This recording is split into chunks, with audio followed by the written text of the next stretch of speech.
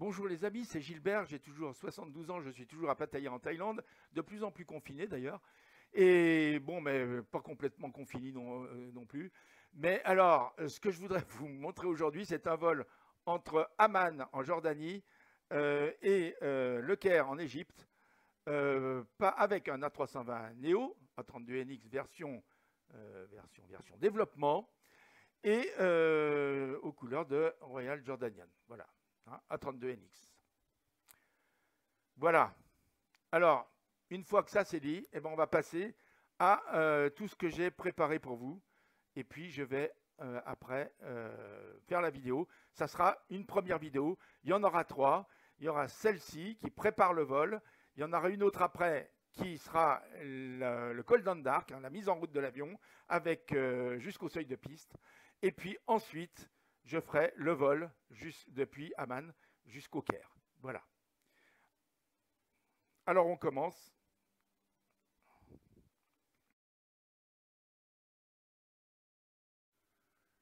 Je vous présente la configuration du jeu, donc je vais dans carte du monde. Voilà, j'ai choisi donc l'aéroport international Reine Alia à Amman, donc en Jordanie. La porte, c'est la porte aire de stationnement 14, grande rampe, c'est celle-là. La piste, ça sera la 26L en principe. Donc il faudra qu'on sorte et qu'on passe sur l'autre côté, parce que là on est sur l'apron nord, donc il faudra qu'on arrive vers l'apron sud si on doit partir par la 26L. Hein. On va regarder notre plan de vol. Voilà. Au niveau de l'avion, c'est donc l'A320 Neo de Fly-by-Wire, hein, avec les moteurs LEAP, et A32NX, version développement là maintenant, hein, que j'ai mise aujourd'hui. Et puis au niveau de la livrée, eh bien c'est celle-ci, hein, c'est la livrée Royal Jordanian, que vous pouvez trouver, voilà exactement sa définition, hein, que vous pouvez trouver sur flightsim.to. Voilà. Donc ensuite, au niveau des conditions de vol, donc le reste c'est bon, hein, au niveau des conditions de vol, je me suis mis en temps réel. Donc il est actuellement 3h37 du matin là-bas à Amman. Hein. Chez moi, il est 7h37. Donc vous voyez qu'il y a 4 heures d'écart. Et on est le mercredi 14 juillet 2021. Au niveau des conditions de vol, ben, c'est légèrement nuageux. Hein, voilà. C'est bon, c'est beau temps nuageux si vous voulez. Voilà. Donc c'est la météo réelle. Voilà. Et c'est les joueurs en temps. C'est tous les joueurs. Hein, voilà. C'est pas les joueurs en temps réel, c'est tous les joueurs. Voilà. Bon, alors ça c'est fait. Donc je peux fermer. Et maintenant, bah, je vais démarrer le vol. Et puis, bon, on voit que le vent viendrait du 260 à 4 km/h, ce qui, évidemment, voudrait dire qu'on doit décoller de la piste 26. Hein, voilà. Ça ne peut pas être plus clair. Voilà. Donc, une des deux pistes 26. Alors ça, je ne sais pas laquelle, mais c'est nous qui allons les choisir parce que je vous dis tout de suite que je ne me servirai pas, ou alors très très peu, des contrôleurs du jeu parce que c'est infernal de s'en servir, ça prend trop de temps, il faut attendre tout le temps, il faut... Bon, bref. Dès que vous ouvrez, dès que vous voulez leur parler, le jeu se met à faire parler d'autres gens avant vous, vous êtes obligé d'attendre. Quand il faut rejoindre une piste, eh ben on attend 3 ou 4 fois un temps infini pour aller parce qu'il y a des camions qui passent, etc. Bon. Donc maintenant, j'ai laissé tomber ça. Je pense qu'il y a des réglages pour mettre moins de camions, par exemple. Ça, je pense. Mais enfin, le mieux, finalement, c'est de se passer des ATC, puisqu'on va faire un vol qui sera aussi réel sans les ATC. Hein. C'est-à-dire qu'on partira avec tout ce qui nous est donné par les cartes. Hein. Donc, on respectera scrupuleusement, on essayera de respecter scrupuleusement ce qu'il y a sur la carte. Au niveau de l'initial clearance pour le climbing, hein, pour la montée initiale, bon, je sais que d'habitude il nous donne 8000, donc je donnerai 8000 à cet endroit-là. Voilà. Et c'est pas très très important finalement. Bon, mais on respectera bien sûr les niveaux de vol, etc. Les vitesses de vol. qu'on nous donne sur les cartes. Voilà. Et bien sûr, les altitudes de transition, les niveaux de transition, on essaiera de respecter au maximum tout ça. Voilà, on apprend. Et à la limite, on apprendrait mieux finalement si je savais voler sur VATSIM ou sur Ivao tout seul. Je ne sais pas, j'ai volé 2 fois sur Ivao avec un jeune ami qui m'a entraîné un peu à ça, mais je ne me souviens plus comment on fait pour faire les réglages, pour aller là-bas. Je ne sais plus. Donc si quelqu'un peut m'aider, ben, volontiers. Hein. Pour l'instant, je n'ai jamais trouvé qui que ce soit qui soit assez gentil pour l'instant, enfin qui soit assez gentil, ou qui ait du temps, en tout cas, pour m'aider à part donc IAS, hein, qui est un type super, hein, qui m'a emmené 2 fois sur Ivao. J'ai jamais trouvé quelqu'un, comme je demandais, qui me donne une explication claire et nette pour installer VATSIM, pour pouvoir se connecter sur VATSIM, pour pouvoir commencer à parler aux gens. Il me faudrait carrément un tuto, hein, ou alors quelqu'un qui vient sur mon, comme je l'ai déjà demandé plusieurs fois, mais j'ai jamais eu de succès à ce niveau-là, quelqu'un qui vient sur mon Discord, hein, et qui discute avec moi pendant, je sais pas, peut-être 1 heure ou une demi-heure, je ne sais pas, enfin même moins s'il faut, mais qui me donne les bases et que moi je noterai toutes ces bases et je m'y essayerai. Et puis quand je saurai faire, eh ben, je ferai une vidéo explicative pour aller sur de tout ce qu'il faut faire, mais le plus simplement possible pour aller sur VATSIM et commencer à parler avec des contrôleurs réels, parce que les contrôleurs du jeu sont trop mauvais. Voilà. Donc si un jour quelqu'un a la gentillesse de tout m'expliquer ça bien comme il faut, en me laissant le temps de bien noter, etc., de manière à ce que je puisse le reproduire tout seul après, et m'entraîner, eh bien, ce serait super. Voilà. Bon, j'ai dit ce que je voulais à ce niveau-là. Maintenant, on va essayer de faire ce vol. Alors voilà, je vous ai donné toutes les conditions. Alors, je vais démarrer le vol.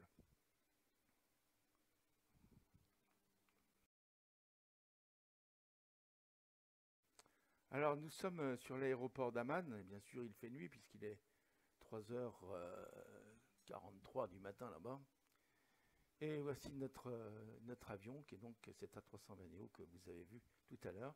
J'ai choisi aujourd'hui, comme vous le savez, la version développement, la dernière, celle que j'ai téléchargée aujourd'hui, 14 juillet. Donc un jour à marquer, à remarquer, remarquable, un jour remarquable pour tous les Français. Voilà. Donc nous sommes le 14 juillet. Et je suis prêt à voler. Donc là, pour l'instant, j'ai enlevé le son pour que vous puissiez bien entendre ce que je dis, que ce ne soit pas perturbé par le son du jeu. Je le remettrai en route juste après. D'abord, ce que je voudrais vous montrer, c'est tout ce qu'il va falloir préparer pour ce jeu. Alors, au niveau de la préparation, la première chose à faire, vous le savez, c'est de faire un plan de vol. Alors, un plan de vol, ça se fait sur SimBrief. Hein, donc vous voyez, attendez, ça je vais l'enlever. Voilà, SimBrief, voilà, l'adresse est là. Hein. Donc, vous vous inscrivez et ensuite vous allez ici dans MyFlyPlan et vous faites nouveau flyplan. Bon, moi je l'ai déjà préparé hier, mais donc je vais simplement le rafraîchir. Donc je vais faire Edit Flight, hein, simplement pour me mettre au bon jour et à la bonne heure. Hein, voilà. Donc vous voyez qu'il est bien. On est bien le 14 juillet maintenant, c'est bon. Et il est bien 1h20. Bon, non, on me met au départ à 1h20 Zoulou, mais peu importe, ça c'est pas très important. Donc, Royal Jordanian, c'est son code de compagnie, c'est MSR. Le numéro de vol, j'ai donc choisi, je vais choisir le 1407 puisqu'on est le 14 juillet. Hein. Et ici, on a le départ donc à Oscar Juliette Alpha Indian, hein, donc qui est Amman en Jordanie, et l'atterrissage se passera au Caire, donc Hôtel Echo Charlie Alpha. Et on a un aéroport alternatif qui est celui de Thèbes en Égypte. Hein. Bien sûr, ces deux villes sont en Égypte, que ce soit le Caire ou Thèbes. Très bien. Bon, ça on l'a vu. Donc j'ai réglé ici sur l'A320 Neo et j'ai rempli le reste. Bon, là j'ai pas mis de fuel facteur. Par contre, j'ai mis un cost index à 37, comme ça nous permet de repérer si c'est bien le bon plan de vol qu'on a rentré quand on rentre dans le MCDU les valeurs. Ok. Bon, là, on me dit qu'on partira de la piste 26R, donc ça sera le bon côté pour nous, puisqu'on s'est mis à la porte 4. Alors, on sera du bon côté, c'est-à-dire qu'on sera sur, en principe, l'apron sud. Donc, ça sera très bien, parce que la 26R, je crois qu'elle est au sud. Hein. Je me souviens. Non, elle est au nord, oui. Ah bon, bah écoutez, on verra bien.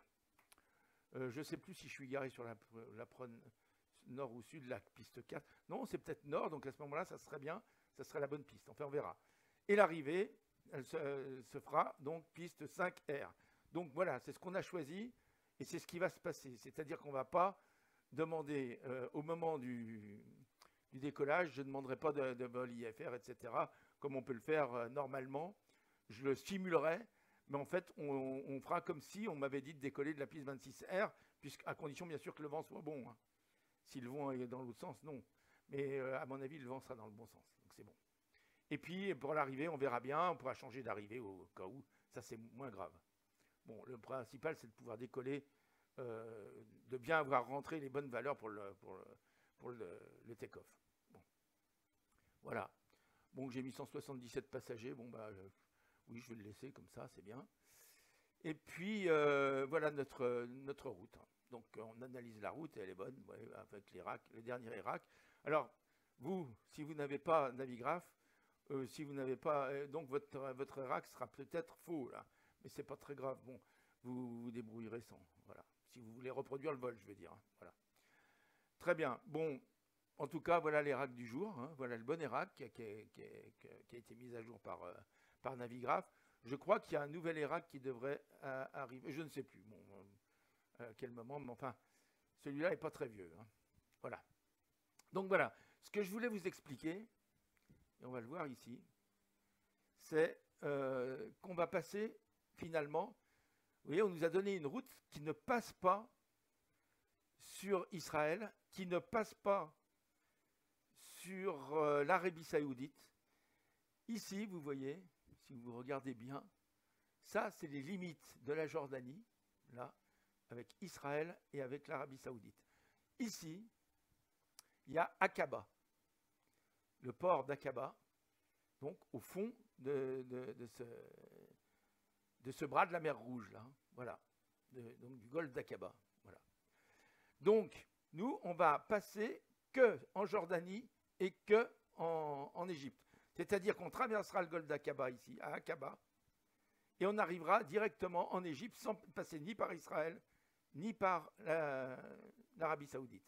Donc, je pense qu'il y a des raisons pour que ce vol soit comme ça en ce moment. Vous voyez que les ERAC sont quand même importants, parce que ça, c'est une route qui a été définie en fonction des derniers ERAC, et je pense que les ERAC tiennent compte de ce qui se passe dans certains pays à certains moments. Enfin, bon, voilà. En tout cas, vous savez que c'est tendu en ce moment là entre la bande de Gaza, etc. Donc, pour éviter pour éviter un peu, je pense que c'est pour éviter d'avoir à survoler des zones un peu dangereuses qu'on nous fait passer là. Et bon, de toute façon, l'Arabie Saoudite, je ne pense pas que ça soit très dangereux de la survoler, mais je ne sais pas quelles sont les règles de l'Arabie Saoudite. Mais surtout, c'est ce qu'il y a de plus court. Hein. Donc, on passe par Aqaba, puis voilà. Donc, on reste en Jordanie, puisqu'Aqaba est en Jordanie. Voilà. Bon, c'est quand même intéressant à savoir, ça, vous voyez. Après, donc, on va arriver, donc, alors, donc, ici, c'est Thèbes. Voilà. Et, enfin, HETB, ça veut dire Égypte et TB, je n'ai pas vérifié, mais je vais regarder. Bon, regardons ensemble. HETB-OACI. Qu'est-ce que ça nous donne? Tabac international. Bon, alors, je ne sais pas, je vous dis que c'est Thèbes, mais ça me paraît bizarre. Je vais quand même regarder. HETB. Alors, je voudrais le voir en français, si on peut le trouver. Non, bon, bah écoutez, c'est pas grave.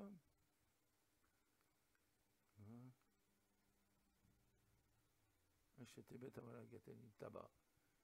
Bon, tabac. Bon, c'est tabac, mais moi, je pensais que c'était Thèbes, mais je sais pas quoi en français. Voilà, en tout cas, c'est cet aéroport qui est notre aéroport alternatif. Voilà, ok. Bon, Alors maintenant, on a vu ici comment on a... Alors, je vous dis aussi que au niveau de l'OFP, le layout, c'est-à-dire l'édition, la manière de présenter les choses, ça va être la manière easy, c'est-à-dire c'est EasyJet en fait. Hein. C'est comme ça qu'EasyJet présente les choses pour ses pilotes. Là, vous de base, on est réglé sur Lido là, quand on est sur SimBrief. Moi, je me mets sur Easy parce que c'est plus facile à lire. On a des détails comme la tropopause et le tripwin qui sont plus faciles à trouver. Voilà. Et puis bien sûr, je me suis mis en unité kilo. Voilà. Très bien. Donc je génère, ça c'est très important. Hein, yes. Je génère mon plan de vol. Donc j'attends un tout petit peu là. Et quand on a généré ce plan de vol, l'avantage c'est que maintenant ça va nous servir pour tout. Alors je fais une deuxième chose tout de suite, c'est que j'imprime mon plan de vol. Et vous allez voir la manière dont ça se présente avec Easy. Voilà. C'est cette manière-là. C'est pratique parce qu'on a tout ici sous les yeux. Alors, vous avez ici le numéro de vol. Ici, donc, le départ et l'arrivée. Hein. Ici, la date, etc. Bon.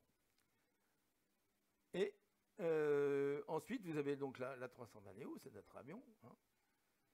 Et puis, vous avez ici tous les chiffres qui nous intéressent. En particulier, le payload, donc qui va nous servir particulièrement, 18 408 kilos, hein, puisqu'on est bien réglé en kilos là. Le zero fuel weight, qui est à 59 408 kilos. Le take-off weight, qui peut nous servir aussi, 66 487 kilos. Voilà. Voilà les chiffres qui vont nous servir le plus ici, dans cette colonne. Dans la colonne d'à côté, de l'autre côté, c'est-à-dire celle de droite, qu'est-ce qui va nous intéresser? Bah, d'abord, l'aéroport alternatif, ça c'est sûr. Voilà. Notre numéro de vol, bon, ça on l'a déjà vu. Costindex, ça nous intéresse. Mais par contre, notre altitude de croisière qu'on nous a mis à 360, donc le niveau 360, c'est quand même, là on va voler haut. Hein, et la température à ce niveau-là qui sera de moins 40. Ensuite, on a la tropopause. Qu'est-ce que c'est que la tropopause? Vous vous en souvenez, je vous le rappelle. La tropopause, vous voyez que plus on monte en altitude et plus la température descend.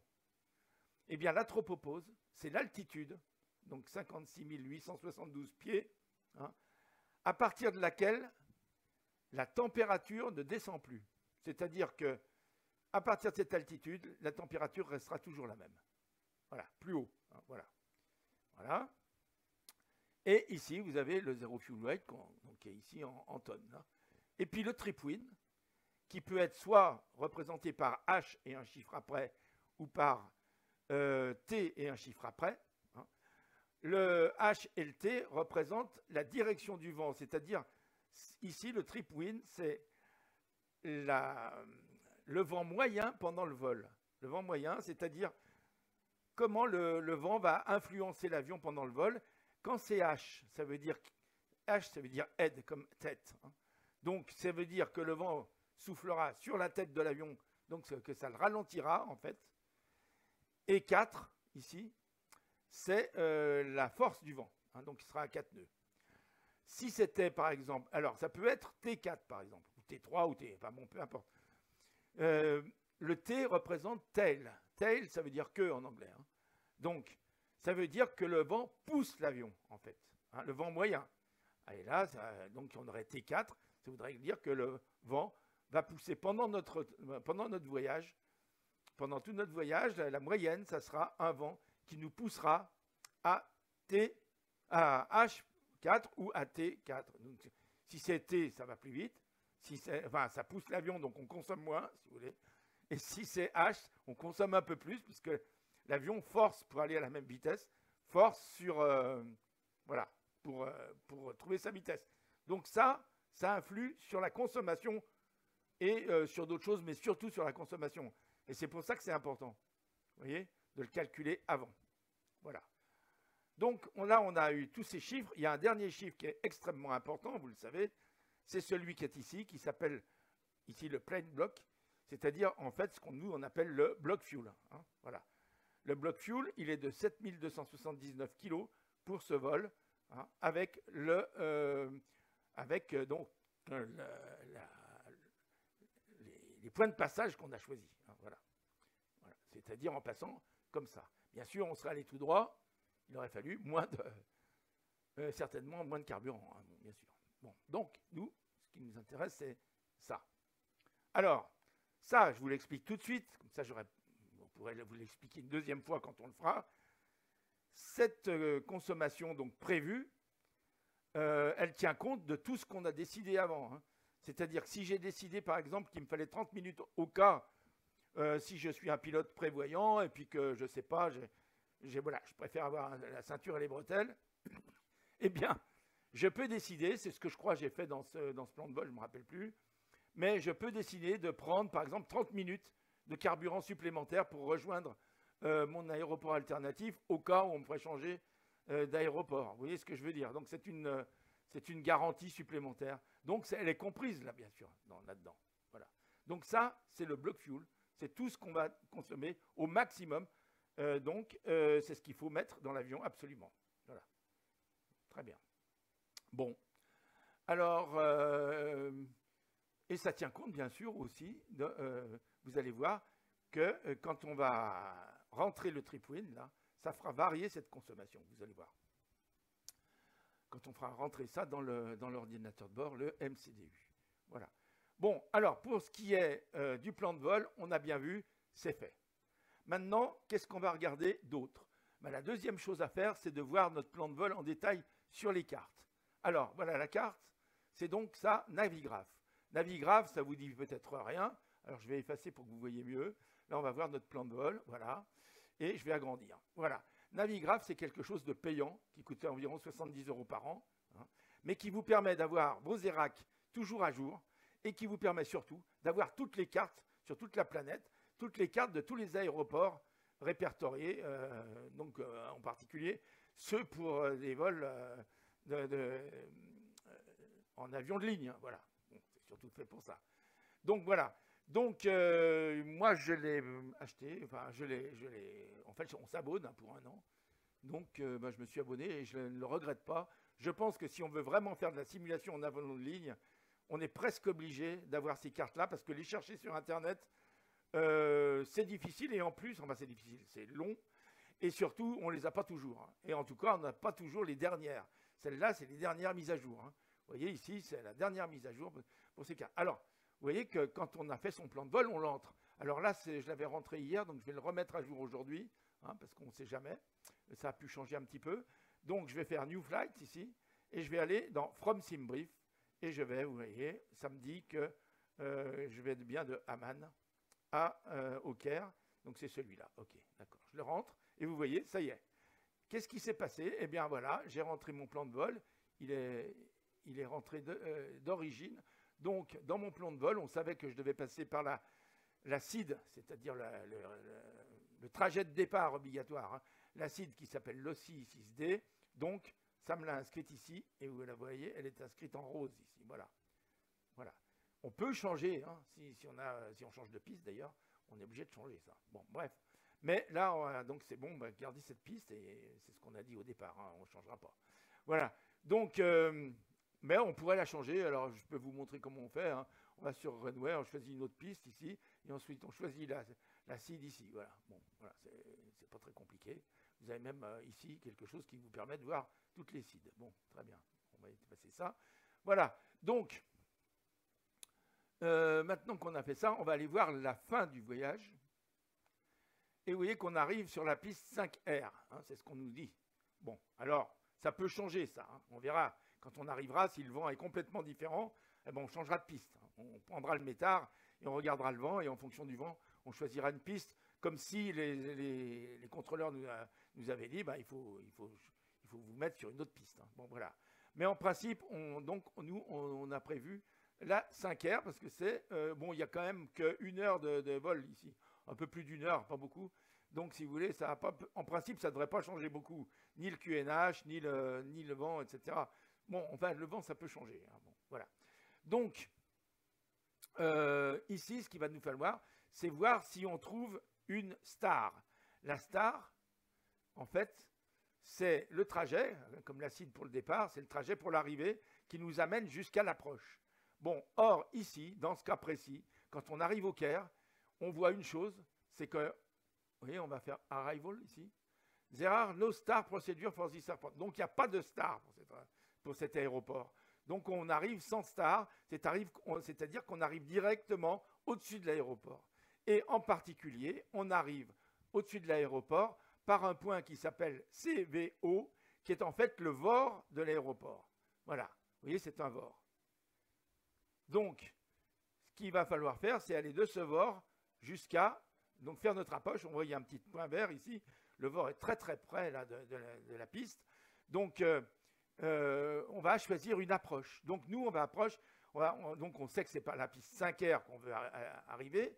Donc, on cherche ici une approche qui nous intéresse. Nous, on va choisir d'une certaine manière la plus simple et la plus sûre d'une certaine manière, puisque c'est une approche de précision qui s'appelle donc ILS Runway 5R par CVO, puisque là, c'est par là qu'on nous fait arriver. Donc voilà, j'ai choisi CVO. Et voilà ce qu'on va faire. On va arriver ici directement, sans star. D'habitude, à partir du dernier point, il y a une star. Mais là, il n'y en a pas. C'est comme ça. Donc, on arrive directement sur CVO. Et à CVO, on fait notre approche, dont on rentrera les caractéristiques dans la page perf du menu CDU, vous verrez tout à l'heure. Et on va faire ce trajet comme ça. Voilà. Pour atterrir sur la piste, ici, sur la piste 5R. Et ici, il y aura un glide slope à prendre à une certaine altitude. Il y a une certaine approche avec une descente, et puis un point de descente ici, et ensuite une altitude de glide slope, et on va arriver sur la piste, guidé en principe bien guidé par l'ILS. Voilà, très bien. L'ILS qui est un système, pourquoi on dit de précision, parce qu'il y a un système au sol, si vous voulez. Contrairement au AirNav, ce qu'on appelle le AirNav, qui vous fait à peu près une descente de la même manière sur certains aéroports, mais qui ne vous garantit que la descente d'une part et pas le lock d'une certaine manière pour l'arrivée sur la piste forcément, enfin pas toujours, et qui vous guide quand même pour arriver à la bonne altitude sur la piste. Voilà. En principe, à condition bien sûr, avec des conditions de météo, etc. Bon, voilà. Donc, nous, on va prendre alors, cette approche AirNav s'appelle une approche de non-précision, puisque ce sont uniquement ce qui est embarqué sur l'avion, toute l'électronique qui est embarquée sur l'avion, qui vous fait atterrir à la bonne altitude. C'est-à-dire qu'il n'y a rien au sol pour vous guider. Voilà. C'est l'avion qui se guide tout seul. Voilà. Ou, enfin, le pilote qui guide l'avion quand même. Voilà. Mais la descente, par contre, le glide slope, si vous voulez, se fait quand même en AirNav. Mais la direction, si vous voulez, reste au pilote en général.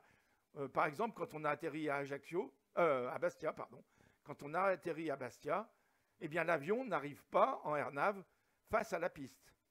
C'est pour ça d'ailleurs qu'il n'y a pas d'ILS sur la piste. Je crois que c'est la piste 16 ou quelque chose comme ça. Voilà, à Bastia. Eh bien, sur la piste 16, eh bien, vous êtes obligé. Bien sûr, le AirNav vous fera descendre de manière à vous trouver à la bonne altitude pour vous poser. Mais par contre, ça sera à vous de piloter l'avion pour le mettre droit sur la piste. Il faudra, dans ce cas-là, faire un virage léger sur la gauche. Bon, voilà. Je vous ai expliqué ça pour vous dire la différence entre ces deux. Donc, nous, c'est une ILS et voilà le trajet qu'on fera. C'est une ILS sans star. Voilà.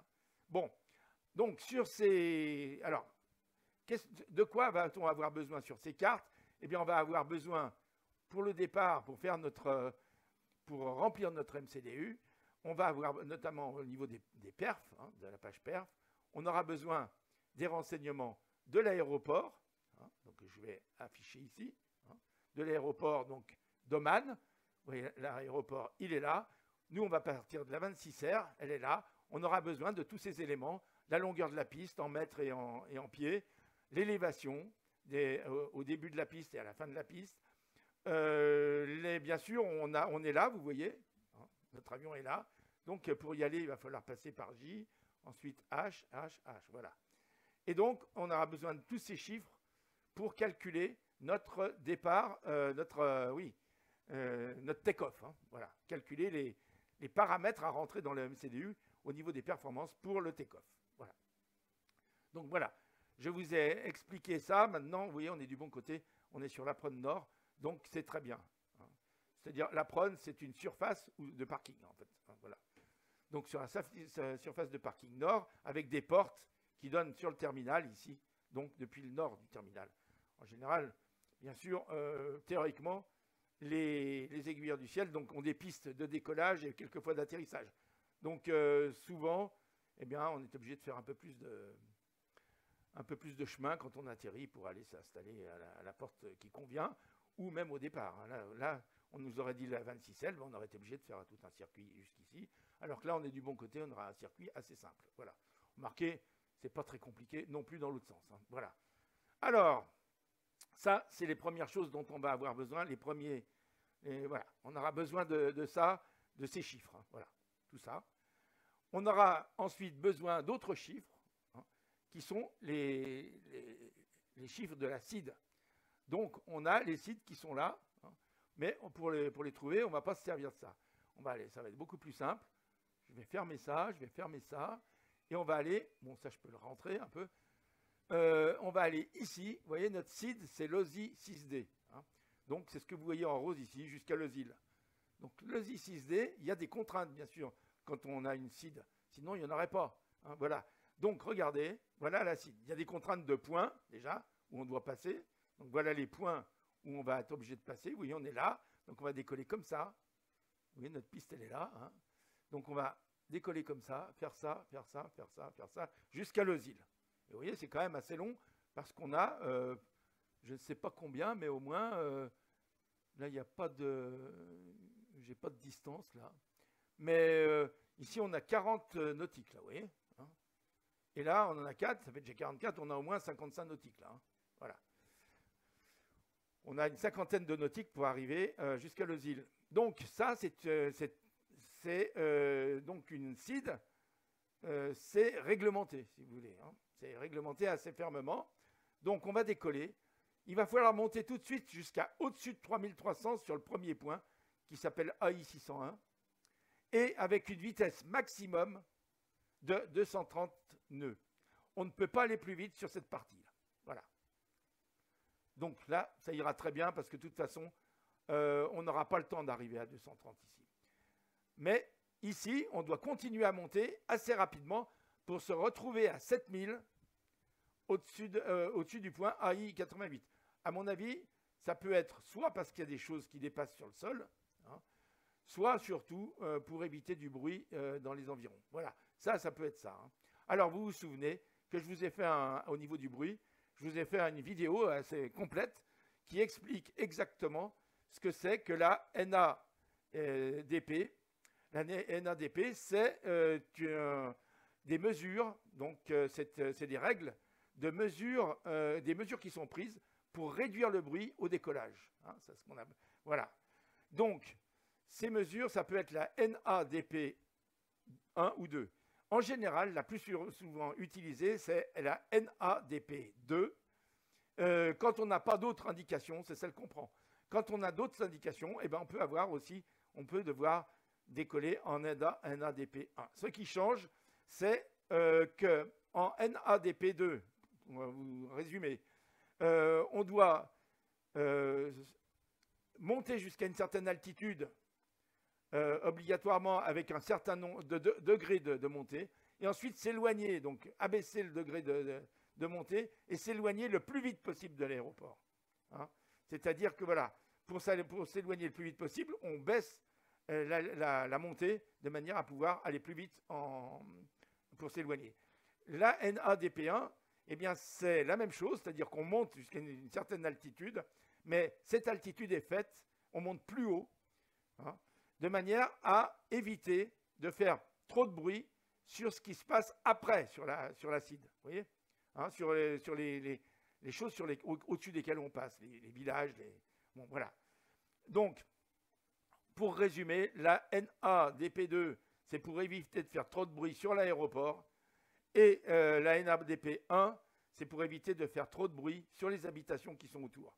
Voilà. Donc, en général, c'est la NADP2 qui est utilisée, sauf avis contraire. Voilà. Alors, je répète que pour la NADP2, il y a les compagnies ont pris, toutes les compagnies du monde, sauf une pratiquement, montent jusqu'à 1500 pieds et ensuite accélèrent. Chez la seule qui soit différente, c'est EasyJet qui, elle, monte jusqu'à 1000 pieds et ensuite accélère. Vous voyez ce que je veux dire? Voilà, ça c'est la NADP2. Sinon, en NADP1, les règles sont les mêmes pour tout le monde. C'est monter à 3000 et ensuite 3000 au-dessus de l'aéroport. Hein, on est bien d'accord. C'est 1500 au-dessus de l'aéroport, 1000 au-dessus de l'aéroport pour la NADP2 hein, et 3000 pour tout le monde dans la NADP1. 3000 plus l'aéroport, plus l'altitude. Vous voyez que l'altitude de l'aéroport, ici on l'a vu tout à l'heure, est assez élevée au départ. Hein, je ne me rappelle plus à combien on avait vu, mais on regardera tout à l'heure. Donc il faut bien faire attention. Si on a déjà 1500 pieds de base hein, où il faut monter, il faudra y ajouter l'altitude de l'aéroport. Pas l'altitude de la piste, hein, l'altitude de l'aéroport. C'est deux choses différentes quelquefois. Voilà. Il y a une autre chose qu'on peut voir ici, c'est que l'altitude de transition est de 13 000 pieds ici. Vous voyez, voilà. Donc jusqu'à 13 000 pieds, il ne faut pas se mettre en QNH standard, c'est-à-dire régler sa pression atmosphérique. Il faut attendre d'être à 13 000 pieds pour régler sa pression atmosphérique sur standard. Voilà. Voilà, bon, ben, donc, ça, on l'a vu. Ça, on a préparé notre site. Hein. Alors, on voit ici qu'on doit être à 3300, ensuite à 7000. Mais ici, on a encore une réglementation. C'est qu'on doit être au-dessus de 150 à Losil. Bon, là, il n'y a pas de problème, on y sera. Hein. On demandera à monter tout de suite. On commencera à monter finalement à notre altitude de croisière dès qu'on sera dans cette partie. Mais à maximum 250 nœuds. On n'a pas le droit de dépasser 250 nœuds jusqu'à Losil. Voilà. Après, on peut se mettre en vitesse de croisière. Voilà. OK. Donc, il faudra régler notre vitesse. Là. Ouais. Alors, vous voyez, ici, on a encore d'autres, puisqu'on va partir de la 26R. Hein. Donc, on part au 256, c'est ce qu'on nous dit. Voilà. Et puis, bon, on nous explique voilà, qu'il faut passer du 256 au 182 à partir d'ici. Voilà. OK. Bon, là, on a bien vu tout ce qu'il y avait à voir. C'était important. OK. Maintenant, on va passer à autre chose toujours. Alors, ce que je vous propose quand même, puisqu'on est là, c'est de regarder justement les impératifs ou non qu'on a au niveau de la NADP, c'est-à-dire du bruit au décollage. Hein. Donc, je vais passer ici dans les cartes de l'aéroport et dans les cartes sur taxi, dans les cartes de l'aéroport, vous avez les briefings. Donc, vous regardez les briefings. En général, c'est sur le premier. Hein. La plupart du temps, sur les cartes, c'est sur le premier. Si vous avez quelque chose à propos du bruit, ça se retrouvera souvent sur le premier. Mais on va tous les passer pour être sûr. Hein.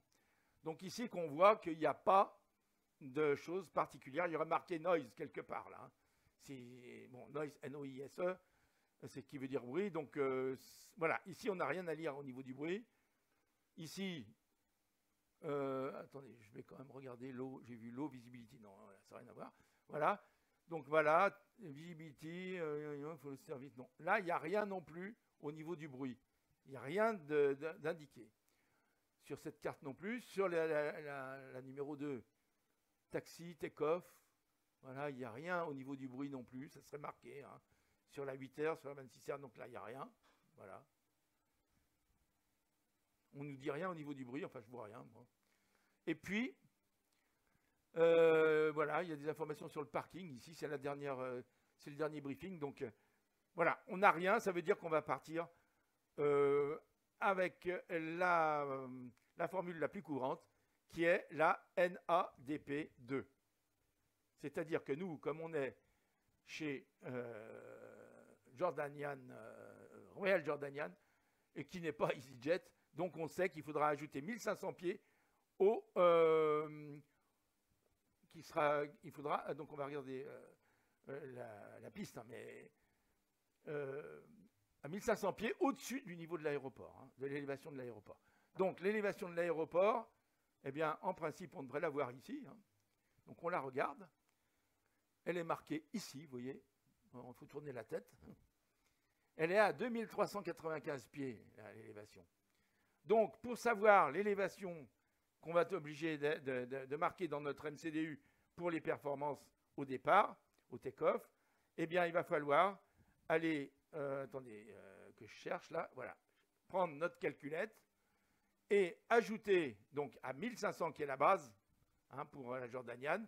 Je vous dis qu'il n'y a que Easy qui est à 1000. Hein. Donc nous c'est 1500, tous les autres, Air France, etc., ils sont tous à 1500. Bon, donc, et vous rajoutez 2395. Ah, pardon, alors j'ai oublié, là j'ai fait une erreur, excusez-moi. 1500 plus 2395. Voilà, égale 3895. Donc ce qu'on aura, on peut le noter, hein. Alors on va mettre pour la NDBA, hein, on devra remonter à 3895 pour une, qu'est-ce que je dis, une NADB, NADP, pardon. NADP, je suis un peu NADP. Voilà. Quelquefois, je parle trop vite. Voilà. Eh bien, pour la NADP2, il faudra monter à 3895 et ça sera le même chiffre pour les 3 chiffres qu'on aura à rentrer. Hein. Voilà. Bon, il y a 3 chiffres, je vous l'ai expliqué dans la vidéo. Vous pourrez vous y reporter pour savoir ce que ça veut dire. Voilà, c'est facile à comprendre. Voilà. Bon, donc ça sera 3 fois le même chiffre à rentrer. Par contre, si ça avait été une NADP 1, eh bien les chiffres auraient été différents. Hein. Les chiffres auraient été différents. Bon, vous le saurez. Donc il aurait fallu rajouter 3000. Voilà. Voilà. OK. Donc là, on va arrêter ça. OK. Et puis, qu'est-ce qu'on a à voir ici? Bon, plus rien. Bon, voilà. Alors, pour les cartes des départs, on a vu tout ce qu'il y avait à voir. Hein. Maintenant, on va fermer et puis on va aller voir vite fait la carte d'arrivée quand même. Alors, on avait décidé, hein, d'arriver, vous avez vu, avec cette approche-là. Voilà. Donc, cette approche sur la piste 3R. 5R. Attendez, je ne sais plus, il faut que j'aille voir. 5R, par CBO. Hein. Donc CBO, c'est ça. On fait comme ça, comme ça, comme ça. Ici, on peut regarder la carte. Hein. Donc on clique ici. Alors je vais faire un petit peu de pub pour Navigraph parce que c'est quand même très pratique. Vous voyez, on peut avoir la carte directement. Mais on peut même l'avoir incrustée, la carte. Hein. Je vais voir ici, je pense que, je ne sais plus où c'est. C'est là, on peut même l'avoir incrustée. Je vais vous la montrer incrustée. Comment on fait là? Je ne sais plus. Voilà, incrustée. Voilà, c'est mieux. Donc, on a bien notre arrivée ici. Hop. Notre arrivée directe sur CBO. Et ici, notre carte. Qu'est-ce qu'on voit? Alors, qu'est-ce qu'on peut lire? Bon, bah, c'est la piste 5, R par ILS. Hein. Ça, c'est très important. Il faut vérifier ça. Ensuite, on a la fréquence de l'ILS, c'est 108,9.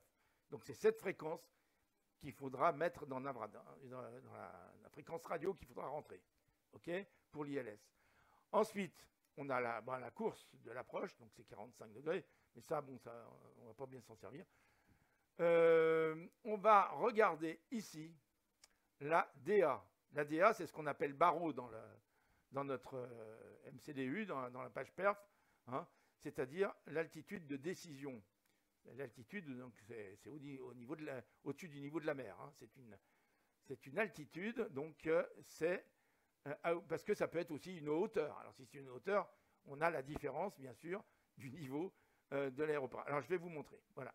Ici, on va arriver par VOR. Il faudra qu'on soit à 4500 pieds à VOR. Oui, donc d'ici à ici, il va falloir qu'on se débrouille pour se retrouver ici à 4500 pieds. Ça, c'est obligatoire. Voilà. Ensuite, il va falloir descendre d'ici jusqu'ici et à D87, vous voyez, CVO, là, on devra être à 2700 pieds. Donc, on aura cette distance pour descendre à 2700 pieds. Et là, ça sera obligatoire d'être à 2700 pieds. Et on devra encore être à 2700 pieds sur D7, D1.0.7. Voilà. Et ensuite à D7.0. Voilà. Ici, à D7.0, on doit être, regardez bien, à 2700 pieds. Voilà.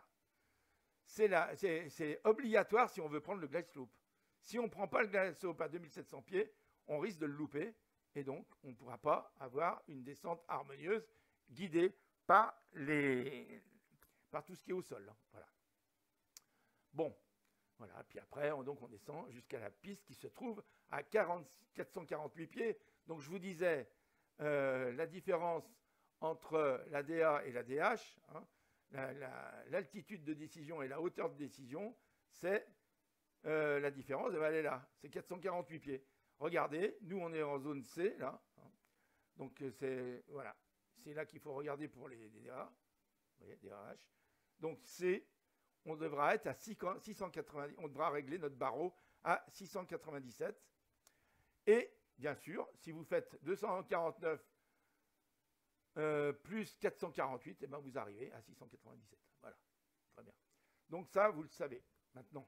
Enfin, vous le saviez peut-être avant, mais je l'ai répété. Donc ça, c'est 697, c'est très important, il faut le retenir. En tout cas, il faudra le rentrer dans notre MCDE au niveau des perfs pour le barreau. Très bien. Ensuite, vous avez ici deux altitudes qui sont très importantes. Vous avez l'altitude de transition qu'on va vous demander au niveau des performances. Donc celle-là, il faudra la mettre. Voilà.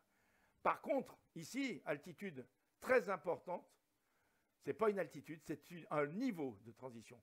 Parce que c'est le niveau, puisqu'on arrive, on sera encore en niveau, c'est le niveau, on sera encore en standard, en pression barométrique standard.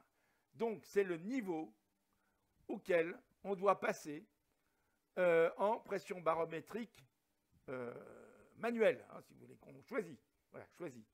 Donc, ce niveau de 60, quand on aura choisi, donc quand on aura transformé, quand on sera passé de standard en choisi, eh bien, deviendra bien sûr une altitude. Bon, ça sera 6000. Voilà, on est d'accord. Voilà. Donc, quand on descend, eh bien, on arrive d'abord par un niveau, et ensuite, quand on descend en dessous de ce niveau, eh bien, de ce niveau de transition, on rentre dans une zone où on est en altitude. Voilà. Et c'est pour ça que vous avez une altitude de transition après. Voilà. Très bien. Bon, alors ces chiffres, c'est pas très important de savoir à quoi ils servent, mais c'est important de s'en servir. Voilà. Voilà. C'est ce que je voulais dire. Très bien. Bon, là, on a bien vu notre arrivée, c'est ça. Donc c'est très important, mais puisqu'on est en ILS, c'est pas trop compliqué non plus. Hein. Il y a un moment où on sort le lock, et ben le lock, on mettra en route notre lock ici, hein, à peu près. Et puis on mettra en route notre approche, hein, APR, notre bouton approche. Alors bouton lock ici, et bouton APPR, ou APP, je ne me rappelle plus, on le mettra à peu près ici. Voilà. Quand les petits losanges de cette couleur apparaîtront en rose, là. Bon, très bien. Je ne sais plus comment on dit cette couleur, bref. Ok. Voilà. Alors là, on a bien vu, tout est bon. Voilà. Ensuite, on peut regarder aussi. Donc je vais fermer ça. On peut le laisser, mais je vais regarder sur le Caire. Donc, vous voyez, on est sur les cartes du Caire, là. Sur le taxi, on va regarder l'aéroport. Donc, en principe, on va arriver par la piste, je ne me rappelle plus si c'est la 5L ou 5R, ça y est, excusez-moi, je ne me rappelle plus, je vais regarder. Donc, on arrive par la piste 5R, hein, bon, 5R, donc je remets sur l'aéroport. Donc, la 5R, elle est là. Donc, c'est sur cette piste qu'on va atterrir. Vous voyez qu'elle est longue, hein, elle fait 4000 mètres de long. Donc, même si on n'arrive pas à se poser vraiment au début de la piste, on aura le temps de s'arrêter en principe avant la fin. Bon, très bien. Parce que quelquefois, bien sûr, les glide slopes, eh ben, je ne sais pas si ça vient du jeu ou si c'est comme ça dans la réalité, ça je ne peux pas vous le dire. Mais j'ai déjà essayé de me poser hier sur cette piste 5R. En principe, le glide slope, il devrait vous poser sur les carrés blancs qui sont à peu près là. Hein. mais là, il vous pose plus loin. Hein, donc, il faut rectifier à la main, là. Donc, il faut faire attention, là. Il faut essayer de se poser le plus proche possible du début de la piste, de manière à pouvoir sortir le plus tôt possible et pas faire un grand détour pour revenir là, parce que regardez ce qu'il va falloir faire. Hein. C'est pour ça que je vous le dis. Si on sort ici, par exemple, ou là, comme ça m'est arrivé une fois, je ne sais plus si c'est ici ou non, c'est peut-être là que j'ai tendu. Enfin bref, peu importe. Regardez la distance que vous avez à parcourir pour aller vous garer à une porte. Hein. Il faut faire ça, ça, ça, ça, ça, ça. Ensuite, bon, ça dépend de la porte qu'on vous a donnée, mais ensuite, il faut aller par S, là, ici, et théoriquement, ce sera ici qu'il faudra se garer à peu près. Ici, je pense. Voilà. Donc, vous voyez que, bon, voilà. Donc, on a vu, hein, ici. Qu'est-ce qu'on nous donne d'autre sur cette piste? Bon, on voit que l'élévation est de 467, ça, on l'avait déjà vu. Et puis, c'est tout ce qui peut nous intéresser. Oui, il faudra faire attention aussi, on n'a pas regardé dans la piste la piste d'approche, là, tout à l'heure, mais il y a une procédure au cas où on loupe justement notre atterrissage pour redécoller. Donc, il faudra bien lire à ce moment-là les indications de la carte. Voilà. Si on devait ne pas pouvoir se poser ici, au dernier moment, on prend une décision, on dit non, je ne me pose pas, il y a quelqu'un sur la piste ou la piste a un problème, donc je suis obligé de redécoller, de remettre les gaz, et à ce moment-là, il y a une procédure à faire qui est inscrite dans l'approche, là, voilà, dans l'approche qu'on a vue tout à l'heure. Alors, je ne me rappelle plus là, où est-ce que l'approche c'était celle-ci, voilà, on va regarder vite fait, vous voyez, c'est celle-ci qu'on a regardée. Donc l'approche, on nous dit, ici, qu'on doit partir au 80, hop, et qu'on doit revenir comme ça après. Puis après qu'on demande aux ATC, hein, aux contrôleurs, ce qu'on doit faire. Voilà. Voilà. Alors ici, on vous le dit, il faut monter à 2000 pieds, là, et au 80. Voilà, c'est tout ce qu'on a comme indication. Voilà, bon, allez, ce coup-là, on a fini avec les cartes. On peut les ranger pour l'instant. Donc, je range les cartes. Voilà. Et de quoi a-t-on besoin encore? Alors, je vais vous montrer. On a besoin, enfin moi j'ai besoin, pour simplifier les choses, de ce petit programme qui s'appelle FMS Info. Ce petit programme FMS Info que j'ai réglé sur A320, dans lequel j'ai mis mon username SimBrief. Hein, bien sûr, au départ, quand on l'installe, il vous demande votre username SimBrief, donc vous le mettez, vous réglez sur A320, et ensuite vous faites Import OFP. À condition, bien sûr, d'être logué sur SimBrief. Hein. Bon, ça, c'est important. Donc voilà, on va faire Import et vous allez voir ce que ça donne. Voilà. Ça s'ouvre et je répète ce que j'ai déjà dit d'autres fois. D'abord, la première chose que je fais, c'est que je passe en kilos. Là. Voilà. Hop, voilà. Donc tous les poids, ici, toutes les masses sont en kilos. Voilà. Ensuite, numéro de vol, c'est bien celui-là. On peut vérifier. Hein. On peut vérifier en regardant, par exemple, sur... je pense que j'ai fait une erreur parce que je l'ai... Ah non, il est là. Voilà, très bien. Je n'ai pas fait d'erreur. On peut diminuer ça pour voir en même temps les deux.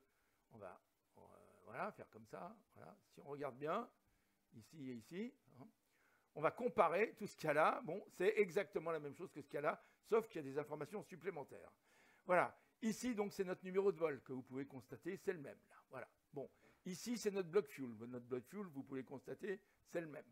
Ensuite, ici, c'est notre altitude de croisière. Vous voyez bien qu'ici, c'est la même, hein, FL 360. Ensuite, ici, on a notre départ, c'est bien Oman, notre arrivée, qui est bien Le Caire. Notre destination alternative, qui est, ils disent que c'est Théba. Alors bon, je ne sais pas ce que ça veut dire. Bon, très bien, Théba, c'est peut-être Thèbes. Ça, j'en suis pas sûr, je ne sais pas. Voilà. Ensuite, on a le nombre de passagers qui est bien le même qu'ici, donc c'est celui que j'avais demandé. Le payload qu'on peut vérifier, hein. Vous voyez le payload ici 18 408, c'est bien le même. Hein. Alors ici on a toute notre route. Là, hein. Bon, vous voyez, regardez, la route c'est exactement la même qu'ici. Bon, jusque là ça vous indique à partir du premier point jusqu'au dernier. Bien sûr, ça ne vous indique pas les aéroports puisqu'on les a là. Hein. Voilà. Très bien. Voilà, donc c'est la route. Elle est strictement la même que celle qu'on a là, donc c'est bon. Et ici, alors les réservoirs carburant, on ne va pas s'en servir, on va se servir d'autre chose, vous verrez. Parce que ça, c'est difficile à régler, il faut le régler à chaque fois. on peut se tromper entre les litres, les kilos, etc. Donc, on ne va pas s'en servir. On ne va pas s'en servir et c'est difficile de s'en servir, je ne vous le cache pas. Donc ça, réservoir carburant, on laisse tomber. Par contre, hein, on est bien d'accord qu'on a bien le bon bloc fuel, hein, vous voyez, il est bon. Alors là, ils ont tout mis dans le centre, ce qui ne sera pas le cas. Voilà. Donc ça, ce n'est pas très grave, ça va se régler dans le jeu, vous allez voir comment. Ensuite, très important, alors c'est ça le plus important, c'est ces deux cases là qu'on voit là, les deux cases rouges, où il y a masse et répartition des masses. Dans les masses,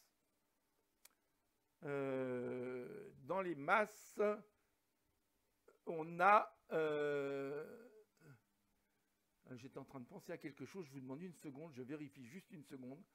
Je me demande si mon micro est ouvert. Donc on va le vérifier tout de suite, parce que s'il n'est pas ouvert, je mets Poubonne depuis 1 heure pour rien. Voilà.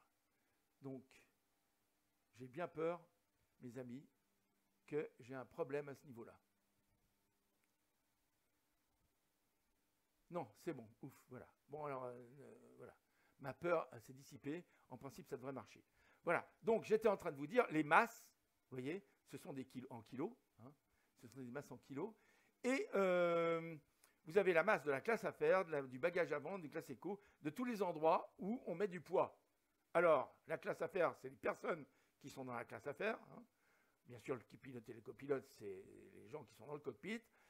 Et dans la classe affaires, on a bien sûr aussi, à mon avis, les gens qui travaillent du côté de la classe affaires dans le staff. Hein. Et puis les bagages avant, le personnel navigant, si vous voulez, hein, qui est là. Ensuite, les bagages avant, qui sont donc plutôt à l'avant de l'avion. La classe éco, hein, qui représente la plus grosse masse au niveau des personnes, bien sûr. Et puis les bagages arrière. Voilà. Donc ça a été calculé automatiquement en fonction de ça.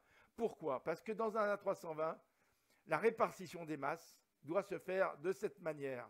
Quand on a 177 passagers, eh bien la répartition des masses doit se faire comme ça. D'ailleurs, vous pourriez avoir, je crois, n'importe quel nombre de passagers, je n'ai jamais vérifié, mais je pense que c'est à peu près toujours la même chose à partir d'un certain. Bon, en tout cas, c'est une question de répartition des masses. Hein, voilà.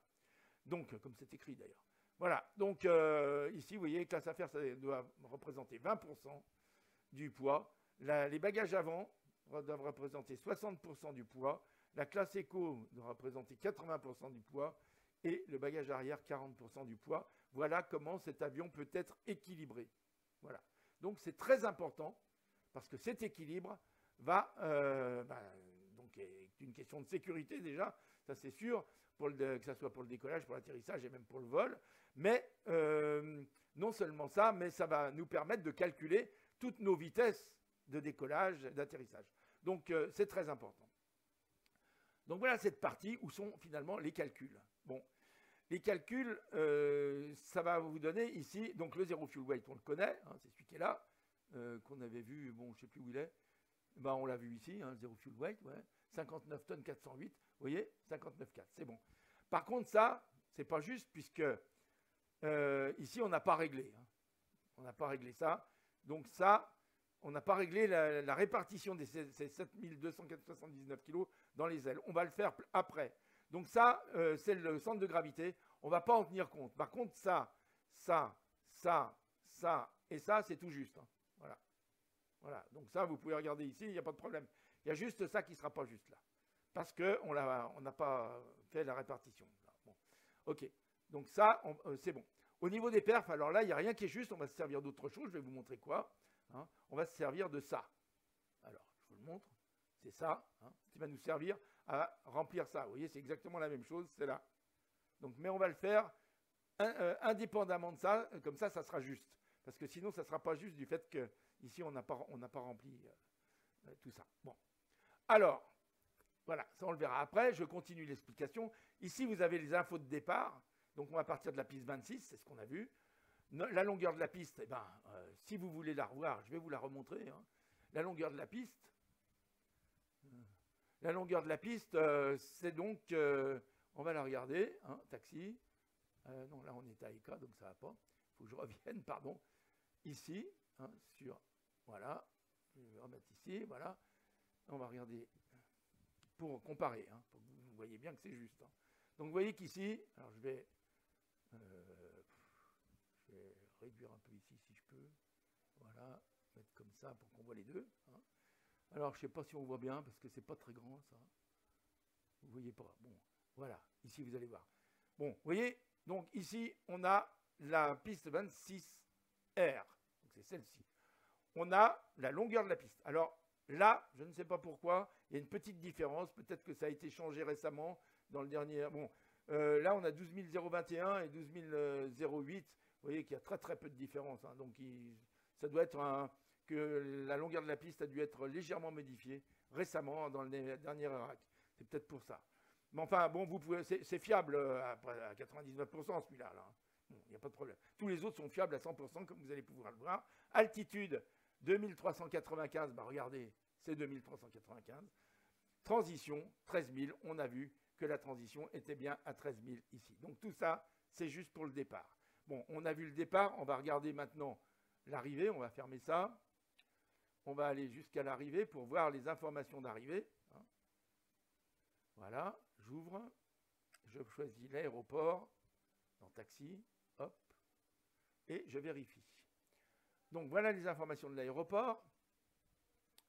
On va atterrir Pier 5R, vous vous souvenez. Voilà, 13 123, c'est juste. Direction 45, c'est juste. Altitude 448 pieds, c'est juste. Fréquence ILS, alors ça on va le regarder à côté. Hein. Donc on va aller sur, on va fermer ça. On va aller sur là-dessus, hein. Je vais l'incruster, voilà. Fréquence ILS, on nous dit 108,9, c'est juste. Et la transition, 4500, c'est juste. Vous voyez, vous pouvez faire confiance à ce programme. La seule chose, c'est que vous ne vous occupez pas du carburant, vous ne vous occupez pas, vous ne considérez pas le centre de gravité, vous voyez, il y a marqué WCG là, Zero Fuel Weight, pardon, ZFWCG, le Zero Fuel Weight centre de gravité, il n'est pas juste là, parce qu'on n'a pas réglé ça. Donc ça, vous n'en tenez pas compte, et vous ne tenez pas compte non plus des performances que l'on va calculer différemment. Elles ne peuvent pas être justes du moment qu'on n'a pas rempli les réservoirs. Mais c'est beaucoup plus simple de les réserver, de les remplir par ici. Alors, je vais refermer ça. Je vais vous montrer les réservoirs, donc, enfin, pas les réservoirs, les calculs pour ça. Alors, je vais le passer là, excusez-moi, c'était sur l'autre écran. Voilà. Donc, ici, vous voyez, on a trois rectangles là qu'il faut remplir. Hein. On a runway, ça, c'est la course de la piste de départ. Alors, bien sûr, vous voyez, c'est pour le take-off. Ça, je vais agrandir un peu pour que vous voyez bien. OK. Il y a marqué take-off. Hein. Donc, c'est uniquement pour la simulation. On vous le dit ici. Voilà. Bon, très bien. On le savait. Hein. On n'est pas étonné que ce soit ça. Voilà. Je vais réduire un peu parce que j'aime pas ce truc rouge. Voilà. OK. Donc, ici, je vais agrandir un peu par contre pour qu'on voit. Non, landing, on n'a pas besoin. Hein. Donc, ce qui nous intéresse, c'est le take-off. Vous voyez, take-off. Bon. Donc, on va regarder. Donc, on est la piste. On va regarder donc sur la carte. Alors, on ouvre la carte une fois de plus. Hein. On va sur l'aéroport de départ. Donc, on ferme celle-là. OK. On ferme tout ça, là. Bon. Voilà. Et on va sur l'aéroport de départ. Pardon, c'est là. Hop. Voilà. J'ouvre les cartes. Et je vais sur aéroport. Voilà. Et on l'a là. Bon. C'est ça qui va nous servir au départ. On veut connaître la course de la piste et de la piste 26R, vous vous souvenez, eh ben c'est 256. Donc je clique ici. La course, hein, c'est le cap de la piste en fait. 256. Voilà. Degrés, hein, c'est des degrés là, vous voyez. Il y a bien marqué, c'est des degrés. L'élévation de la piste en pied. Donc l'élévation du départ de la piste, c'est 2395. Hein. Donc là, je mets 2395. Ce qu'on peut remarquer, c'est quand même que c'est montagneux ici, puisqu'on est déjà à 2395 pieds. Là. Donc c'est pas tout bas. Ensuite, la longueur de la piste, mais en mètres. Alors, on tourne, on va plus loin. Et on voit ici, la longueur de la piste, en mètres, elle est de 3664 mètres. Donc là, on va là, et on met 3664. Voilà. Maintenant, il va falloir calculer le pourcentage de pente de la piste. Alors cette piste est-elle en pente? On va le voir tout de suite. Hein. On voit que le départ de la piste est à 492 et que la fin de la piste est à... qu'est-ce que je dis? Non, pardon. Est à l'élévation à 2395. Oui, je vais faire une bêtise. Et que l'arrivée est plus basse, 2362. Donc là, on a une descente. La pente est en descente. Hein. Donc le pourcentage est négatif, en fait. Voilà, ça, il faut s'en souvenir. Ensuite, d'ailleurs, on va le vérifier tout de suite en cherchant ici notre calculatrice. Si je fais, alors je vais le mettre à un endroit où ça ne me gêne pas, voilà. Si je fais, vous voyez, donc, on commence par la fin, hein, 2362, moins 2395. Ça nous donne égal moins 33. Donc, il y a une pente de 33 pieds entre le début de la piste et la fin de la piste. Donc, nous, ce qu'on nous demande, c'est un pourcentage. Hein. Donc, ce qu'il va falloir faire, c'est une règle de 3. Donc, 33 pieds divisé par... Alors là, c'est bien sûr la valeur en pieds, une règle de 3, ça se fait tout en pieds. Hein, sinon, ça serait tout faux. Voilà. Donc, voilà, pour 33 pieds sur 12 000 pieds, donc je divise par 12 000 pieds, ça va nous donner une valeur qui sera, pour chaque pied, la valeur de descente. Mais comme c'est un pourcentage, il faudra ensuite multiplier. Donc là, je vais diviser, mais je vais diviser en mettant 33 carrément. Je ne vais pas mettre le moins, parce que le moins, ça c'est... Voilà, je vais le mettre en plus, voilà. Alors, plus, mais on se souvient que c'est un moins. Hein, bon. Et je vais ensuite diviser donc, par la longueur de la piste. Donc je divise 33 par le nombre de pieds, 12 021. Égal. C'est où égal? Ici, voilà. Donc ça fait 0,0027. Mais c'est un pourcentage, hein, donc c'est pourcent. Hein. Donc je vais multiplier cette valeur, voilà, multiplier par 100. Hein, c'est une règle de 3, hein, donc ça vous savez. OK. Égale 0,27%. Mais attention, on a vu que c'était en descente. Donc, c'est une pente à moins 0,27%. Moins 0. Donc, ici, il va falloir rentrer moins 0,27%. Voilà. Donc, je vous montre ici. Je le rentre. Je fais un moins. Je tape un 0, un point et 27. Et voilà, notre pourcentage est bien inscrit ici. Alors, le CWY, je ne me rappelle plus exactement, je vous l'ai dit dans une autre vidéo, ce que c'est que ce mot. Ça veut dire renouer, ça veut dire que c'est une ouée, c'est un chemin, si vous voulez, qui continue, hein, continue le chemin. Ici, c'est une zone rectangulaire finalement, hein, qui est à la suite de la piste et qui permet éventuellement, si on est trop bas, de continuer à décoller même bas. Voilà. Il n'y a pas d'obstacle entre. Voilà, c'est une zone réservée pour le décollage. Donc, cette piste étant très longue, il n'y a pas besoin d'avoir aménagé quelque chose comme ça. Donc, on peut dire ici no. Il n'y en a pas hein, de ça. Donc, on met no. Voilà. Très bien. Alors maintenant, on n'a plus besoin de la carte pour l'instant. Hein, c'est fini. On va passer. Alors là, ce qu'il nous faut, c'est le métard. Alors, le métard, comment on le trouve? Eh ben, soit on le prend sur la carte, je peux la venir, voilà. Soit on prend le métard sur la tablette, hein, si on est dans l'avion. Mais là, comme on prépare avant et qu'on va le faire avant de mettre en route l'avion, on va chercher le métard carrément sur Internet. Hein. Donc, je vais vous montrer comment. Voilà. Donc, on fait ici, on va faire métard. Et on va mettre le code OACI de l'aéroport, qui est donc Oscar, Juliette, Alpha, Indian. Voilà. Donc, voilà, je vais demander ça. Et ici, on va dans un All Metsat. Là, c'est très bien ce truc-là. Voilà. D'ailleurs, on aurait pu le lire directement. Hein. On n'est pas besoin d'ouvrir la page, mais bon. Vous voyez que le métard est là, ici, c'est ça. Donc, on va se servir de ça pour remplir ça. C'est le métard actuel. Hein. Vous voyez, il est changé toutes les 10 minutes, je ne sais pas exactement. Ah, bon, bref. Ici, on a le vent. Alors, qu'est-ce qu'on nous demande? Le vent, il est à 260 à 2 nœuds. Donc ici, je clique ici, je fais 260. Et ici, je me mets dans cette case-là et je mets 2. Voilà. La température au sol, eh ben on la voit, elle est à 19. Donc la nuit, il ne fait pas si chaud que ça là-bas. Voilà. C'est le désert hein, pratiquement. Donc le QNH, il est à 1010. Donc ici, on va mettre 1010. Voilà. Et bon, ben là, on peut être sûr qu'il fait... Enfin, on a regardé le midi dehors, mais la piste est sèche. Hein, donc là, il n'y a pas de problème, il ne pleut pas. Voilà. Donc, voilà, on a fini avec le métard. Terminé, on n'a plus besoin. Bon, alors on va repasser sur notre plan de vol. Voilà, très bien. Alors, le plan de vol, on va en avoir besoin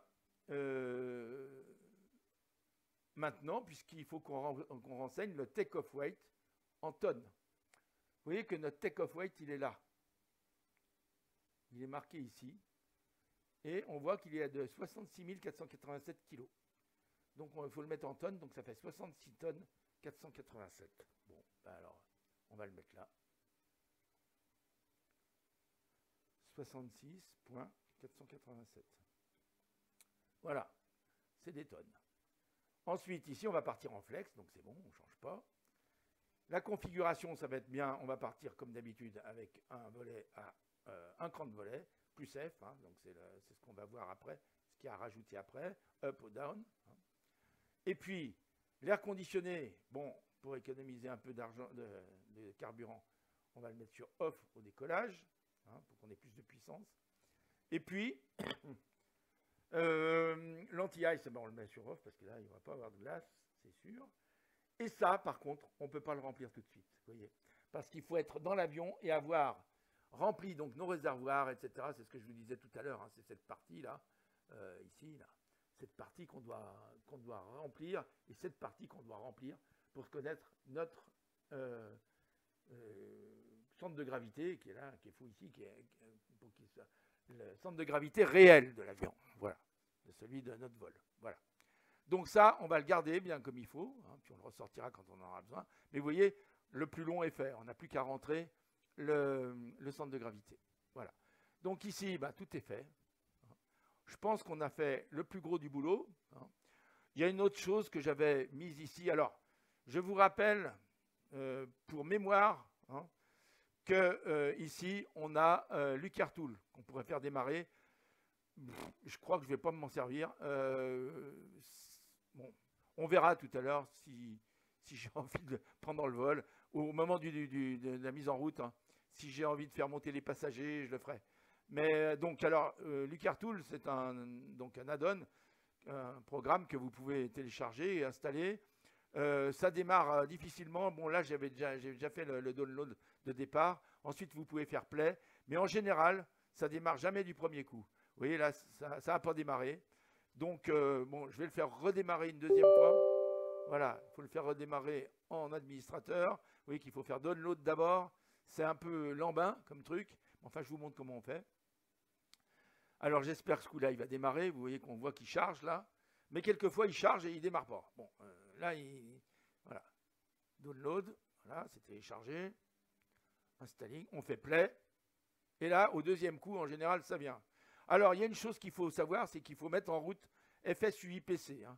Moi, en général, quand je démarre mon jeu, je démarre toujours FSUIPC en même temps. Vous voyez, c'est ça. Il est déjà en marche. Mais vous avez FSUIPC qui est un programme à installer sur votre ordinateur. C'est une interface pour Microsoft Flight Simulator qui vous permet de faire fonctionner plusieurs add-ons comme ça.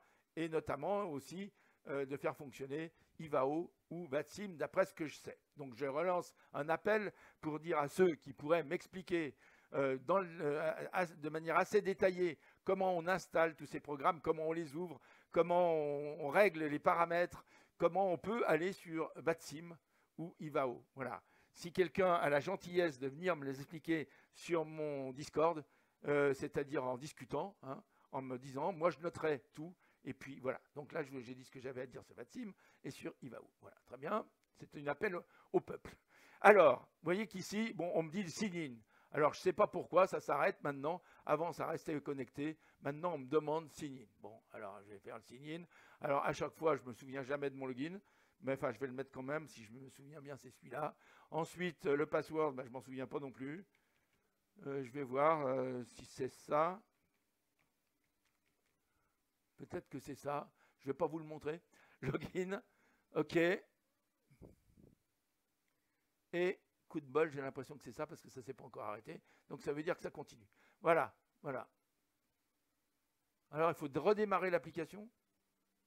Bon, je ne sais pas pourquoi. Bref. Donc après, vous allez dans Flight Setup, dans Passenger. Et ici, voilà, Use SimBrief. Alors voilà, il n'y a pas mon username. Ça, c'est quand même incroyable. Je ne sais pas pourquoi. Il faut que je remette mon username là-dedans à chaque fois maintenant. Bon, enfin, ça m'énerve un peu. C'est peut-être parce que je fais ce download au début et que ça change des choses. Bon, alors moi, de toute façon, mon username, vous le connaissez. Hein. C'est toujours le même. Il est invariable. Voilà, c'est le username de SimBrief. Hein, d'accord, 7. Je clique sur 7, donc il est sauvé. Bon, après, Use Touch Portal Coming Soon, je ne sais pas ce que ça veut dire. Bref, on va faire comme si c'était bon. Donc là, je peux aller, je pense, dessous. Et à ce moment-là, je pense que s'il est sauvé, je peux me faire Use SimBrief et que ça. Voilà, Getting Info, c'est bon. Donc ça, je peux le fermer. Hein. Plus besoin de ce truc. Voilà. OK. Et effectivement, vous voyez, ça y est, ça m'a bien rentré mon vol depuis Oman jusqu'au Caire. Alors, les avions vont dans ce sens, mais en fait, voilà, c'est comme ça que ça marche. Très bien. Bon, mais nous, on ne va pas passer tout droit, on va passer comme ça. Mais c'est pour vous dire qu'il a reconnu notre plan de vol quand même. Hein. Donc ensuite, on va choisir A320 Neo ici. Non, là j'ai choisi A319. Voilà, je retarde un peu. Maintenant, c'est A320. Il est où l'A320 Neo? Il est là. Bon, voilà. Ensuite, ici, qu'est-ce qu'on me demande? Le type de vol. Bon, bah, General Aviation, voilà. OK. Donc ça, c'est mon numéro de vol. Vous le reconnaissez, 1407. Ensuite, alors, ici, je suis bien sous, il l'a reconnu, sous Microsoft Flight Simulator. Et mon airline, c'est, alors je ne l'ai pas, hein, elle n'y est pas dans ces trucs-là. Hein, j'ai cherché, je n'ai pas vu de J, je n'ai pas vu de Royal, donc il n'y en a pas. Alors je vais mettre n'importe quoi, Oman Air, tiens, voilà, tiens, très bien. Bon, pour moi, je ne sais pas pourquoi je mets ça, hein, c'est peut-être Saoud que j'aurais dû mettre, bon, on va mettre ça. Bon, Arabie Saoudite, à mon avis, ils sont peut-être pas très copains.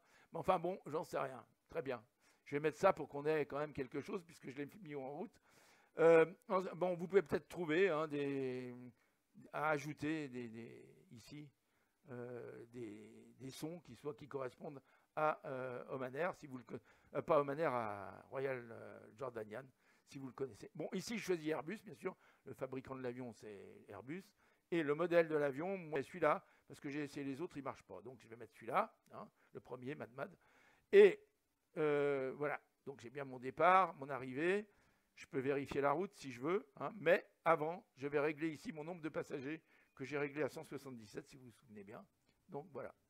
Donc là, j'ai dit que j'avais 177 passagers, que je veux avoir l'installation à bord, le cabin crew, l'auto-announcement. Alors, je ne sais pas, ça, s'il faut tout mettre ou pas, j'en sais rien. Bon, installation à bord, cabin crew, alors je ne sais pas. Ça veut dire quoi, ça? Ah oui, ça, c'est, vous avez, si vous faites ça, vos passagers, vous n'avez pas de délai pour installer vos passagers. Bon, on va le laisser, bon, bah, moi, je m'en fiche, hein, ils peuvent prendre du délai s'ils veulent. Comme moi, je vais avoir longtemps pour mettre mon MCDU en mon avion en route, il n'y a pas de problème. Donc, cabin crew, alors qu'est-ce que ça veut dire? Cabin crew, this can be adjusted during flight as well. Bon, alors je ne vais pas le faire. Voilà, je vais mettre juste auto-announcement. Et ici, je fais Verify Route, de manière à ce qu'ici, ça s'allume. Hein, parce que sinon, vous ne pouvez pas. Ici, vous cliquez ici. Donc, vous faites vérifier la route. Tac. Et voilà. Ici, vous avez Start Passenger Simulator. Donc, je vais le starter.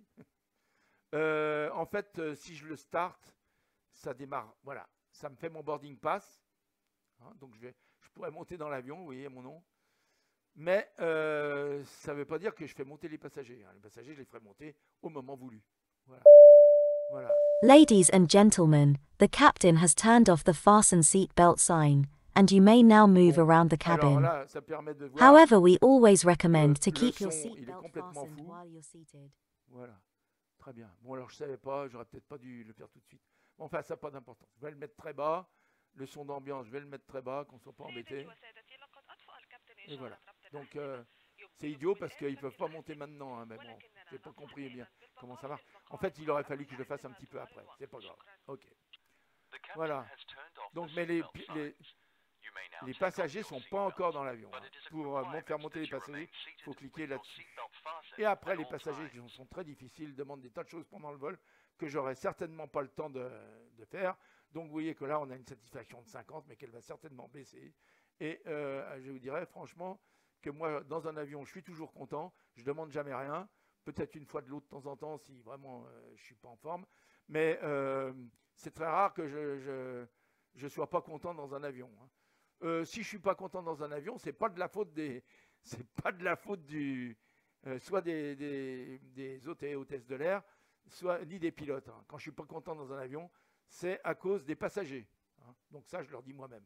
Ok, voilà, très bien. Bon, là, j'ai fini. Je vais fermer ça pour l'instant. Il n'y en a plus besoin. Ok. Et ben voilà, maintenant, on a fini. On va pouvoir faire prêt à voler et monter dans l'avion. Donc, ça va être dans un deuxième temps. Donc, je finis d'abord cette vidéo. Et ensuite, je vous ferai la vidéo de la mise en route de ce vol. Voilà, mes amis.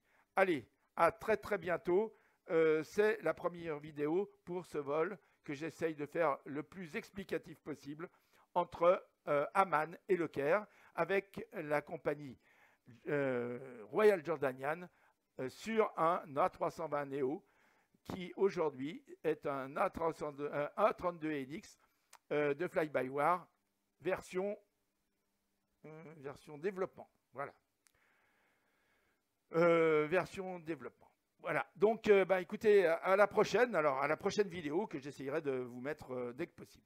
Je vais finir cette vidéo, je la poste et ensuite je continuerai mon vol. Allez, à très bientôt les amis.